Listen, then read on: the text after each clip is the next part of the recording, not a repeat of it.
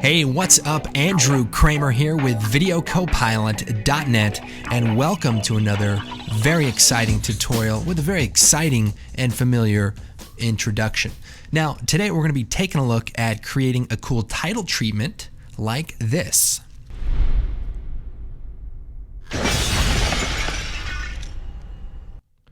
Okay, so we basically have some text and it begins to break up and shatter into a bunch of little pieces. And if we look closely at the effect, we can see it begins to deplete at the top and move down through the title. So we're actually using a similar technique as seen in our 3D ball dispersion tutorial, where each part of the animation is on a separate cascading layer. So we'll get into all those details and should be a lot of fun. First thing we're going to do, create a new composition, 960, 480, and all this looks good. We'll hit OK. By the way, to show frames, hold down Control and click through so you can see seconds or frames. I saw a question out there. There's your answer. Now we're going to take the text tool and we're going to type in here, Video Copilot. Excuse me. And we'll scale it up here, center it, and you can use any font. You basically want something kind of bulky, something thick. We're using Bank Gothic, and looking good. That's pretty good right there. We'll continue. We want to give it somewhat of a metal look. So we'll take this metal texture, we'll put it below our title, and then we're going to go to the track matte. If you hit F4, we can set it to alpha matte, and that uses the alpha for the text layer or whatever layer is above it for its own. Then we'll add a little contrast with a curves adjustment, and we'll zoom in here, turn that up, bring that down. So we're just trying to make it look a little bit more textured. We can even scale the image down, so we'll go ahead, hit S, and we'll just scale it down a bit and just shift it till we find something interesting. Looks pretty good. Now I want it to be more on the dark side. The dark side. Where have I heard that before? I don't know.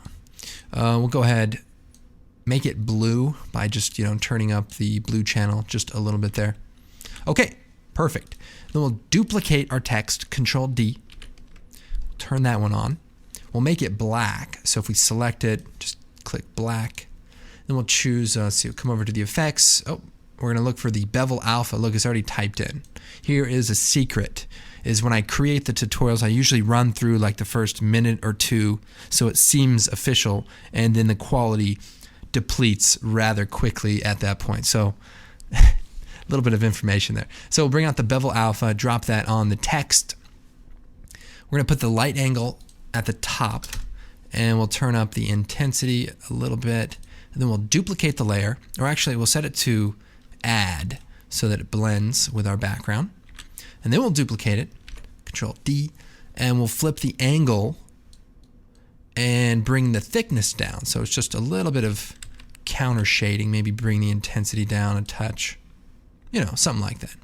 Then we'll take all of these layers, hold down Shift, select them, and we'll choose Layer Pre-Compose, and we'll call this Text Title, and hit OK.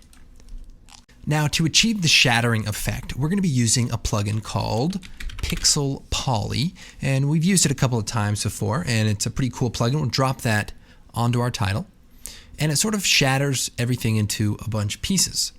And we're going to play around with the settings here. So first, let's set the gravity to 0 so we can actually see what's going on. What I want to do is bring the force down to a negative number so that the pieces sort of collapse and do something a little more interesting. We can also turn up the direction randomness so that the pieces kind of go all over the place, and maybe the speed randomness up as well, so they're not all moving at the same rate. Now, the grid spacing will make the pieces larger or smaller. Like if we set it down to 2, we could almost create a sand effect, which could be interesting. I think we'll set it to about 16 or 17, so the pieces are not too large. Maybe we'll set the spin amount up to 2 so that they really just kind of fly away. Maybe the gravity to a negative number so they kind of go upwards. At least that's what we did in the original example. Okay, so now the key here is to duplicate this layer several times to create that cascading effect as we did in the previous tutorial. Now, in order to make this effect more random and sporadic, I want to add some expressions to some of the values. So I'll alt-click on the force, and we're going to type wiggle parentheses 0, comma, 25. And what that says is to create a random value that's give or take 25 from the initial value, which is negative 49. So if we click away, it creates a value of negative 55 instead of 49. And we're going to also add that to some of the other settings. First, we'll go down here to the speed randomness. Maybe we'll copy that same expression and possibly the direction randomness, except we'll only do it about 15. And maybe the grid spacing, and we'll set that to maybe 7. So the settings are going to stay relatively similar, but if I duplicate the layer, you can see now I have 2 copies that are just slightly different. So when they overlay each other, you can see that there's a lot more detail there. So moving on to the technique that we used in the previous tutorial, I'm going to go ahead, take the rectangle mask tool, and we're going to draw a selection around a small part of the top of the title. So we'll move that down, maybe make it a little bit bigger. Okay. So what I need to do is animate the mask. So I'll hit M, set a keyframe, and I want to move forward to frame 11. And that's because I want to create 12 copies. Now, if you want the animation to be slower, just use more frames. But we'll go ahead and start it at frame 11. Now, I'll go ahead and shut off the effects by toggling the switch. And then I'm going to move the mask down. So we'll double click on it and slide it down so that we just select the bottom portion. So now we have just a basic little animation. So now what we need to do is make 12 copies. We're on frame 11 plus frame 0, 12. So we'll go Control D, 3, 4, 5, 6, and then we'll select all these, Control D, and now we have 12 copies. Now in the previous tutorial, we used a script that will offset the layers by 1 frame. So we run a script, click on Sequencer, and click Open, and it'll ask us how many frames to offset, and we'll just hit OK. And then what we're going to do is move forward to frame 11 when everything is on, and we'll hit M. And what we want to do is shut off the mask animation. So we'll just click on the stopwatch and drag down until we shut off all of the animated masks. So now what we've created is a bunch of layers that represent one slice of the entire title. Very good. Now we can go ahead, turn the effects back on here. And so if we look at this, we can see it sort of breaks up, although we are missing the initial title. Now this is breaking up from the bottom to the top, so I want to switch that around. So we'll select the bottom layer, hold down Shift, select the top layer, and we'll run that script again. And we'll just hit OK. And that will switch the order. So the order that you select them is the order that they will run. Now we do need to create the title before it breaks up. So we'll just take one of the copies, hit Control D, and we'll change it to red so that we can see it's a different layer. And we'll hit M. Let's move this up here, maybe shut the effects off, solo the layer. And basically what we need to do is animate it from being on to being off. So we'll just scale that mask up, and then we'll go ahead and set a keyframe for the path. Set it at the beginning there, frame 0. Move forward to frame 11, and then animate it until it's off. So just like that. And we look at the animation. We have the effect of it breaking up into pieces. So this is the core animation, and the next few steps are going to be sort of enhancing it, adding some glows and all that good stuff. So let's move on to that right now. Okay, the next thing I want to do is add some more detail. So what I'm going to do is take all these layers here and duplicate them. So we'll hit Edit, Duplicate, and we'll move them up here to the top. And I also want to change the label color to maybe yellow so that we can differentiate them from this set. Now I'm also going to move them over to the beginning of the animation, so I'm going to hit Alt Home.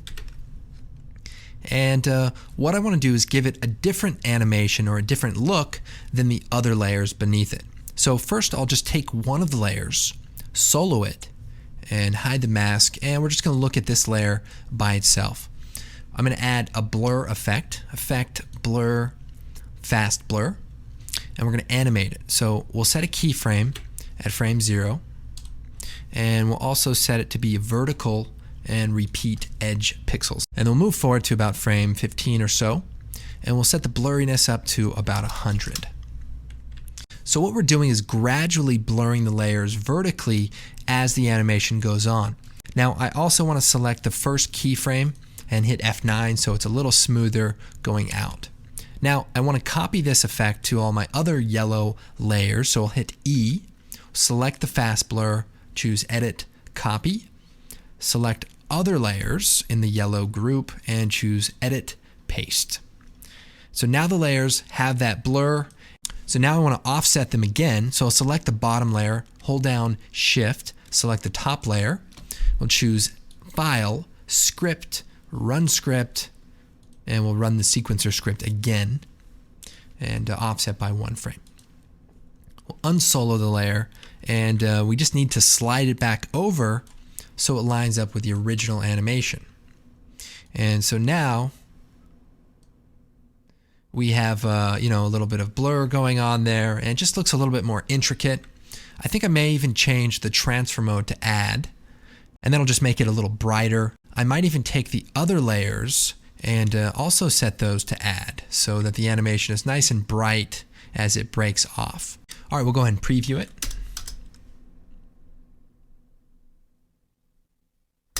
Looking pretty good. Let's go and add some glow. So I'm going to create a new adjustment layer, and we'll also create a background solid that's black. So background, OK, and we'll move that to the bottom.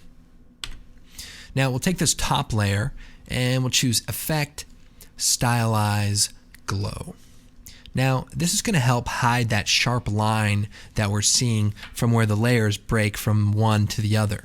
Now I'm going to go ahead, set the glow to be vertical, and we'll also set it to be AB colors instead of original colors, and we can set those here. So we'll do like a blue and a dark blue, and we'll turn up the intensity, and maybe the radius, we'll bring that down to somewhat of a short value, just enough to kind of blend the animation. So that looks pretty good. I'm also going to take the glow and duplicate it, Control D, and just change the settings a bit. So we'll turn the radius up this time and just make it look, a little bit more interesting. I may want to keyframe this one on.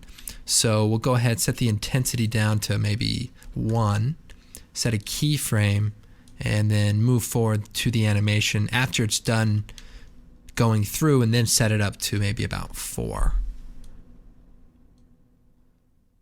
Pretty good. And what the heck, we'll duplicate it again. This time we won't animate it. And instead of vertical, we'll set it to horizontal, so it's just a regular glow. We'll make it nice and big, maybe even darker blue.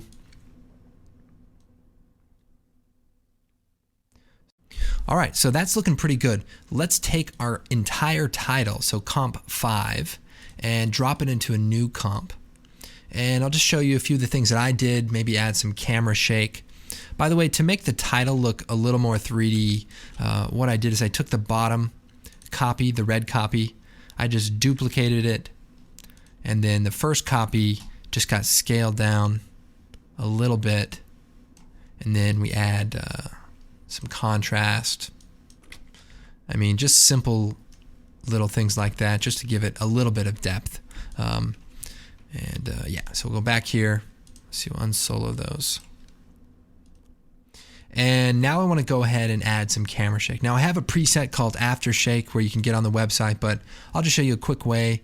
I like to do it sometimes. I just create a null object, add a slider control, and this is going to be the shake.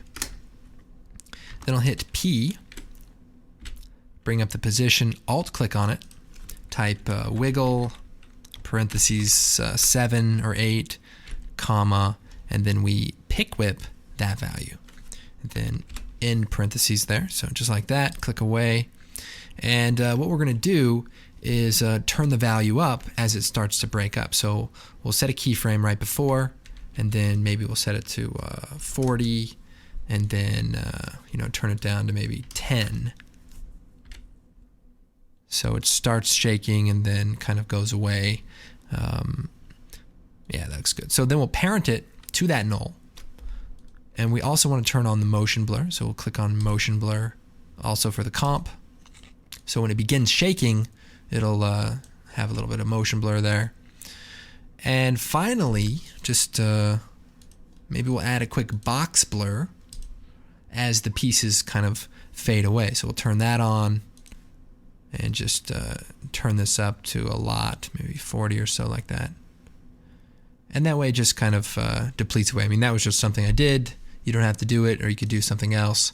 Now to fix this problem where the pieces go away, we like to use motion tile and put that down there. So basically what's happening is the layer's being shifted, so we'll mirror the edges and then extend the edges. You can also scale it in or crop it too. One thing I will do actually to serves a dual purpose, so I'll create a solid, and we're going to add a plugin called Optical Flares. It's a plugin by Video Copilot for creating some cool lens flares. We'll go into the options. Now we can create our own lens flare, or we could come over to the presets. We'll click on motion graphics, and we'll use this 50mm prime here. Now you can go through and just hide certain elements or do whatever. Pretty easy to use, very similar to After Effects interface. And again, that plugin is available from videocopilot.net, $125. Comes with tons of presets and tutorials and all that jazz. So got my commercial out of the way, and we'll just come down here and hit OK. And so now we have this lens flare. I want to go ahead and animate the lens flare with the depletion of the title. So we'll go forward here, move the lens flare just about to that point, and we'll parent it to the null object because we added that camera shake. And we'll also maybe just scale it up just a little bit. And what I want to do is animate the position with the cascading effect. So as it moves down, I also want to animate the lens flare. So maybe it's helping to burn it away. Then we'll also animate the brightness. So we'll keyframe the brightness here in the middle. And then we'll go out to the beginning here. We'll set it down to 0. And also animate it down to 0 afterwards, maybe a little longer.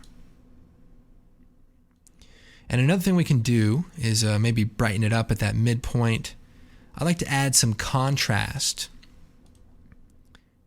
to the flare. Now there's this big ring that usually looks good, but I'm going to probably just go into the optical flares interface, find that element, these two iris. You can see the preview there, and just hide these and hit OK. So now they're not there. I don't know who made that preset, but guy needs to figure something out. Okay, looking good. Maybe even add a touch more blue into this flare. We can play with the color settings, but that does a pretty nice job. Just gives it a nice polished look as it sort of burns away.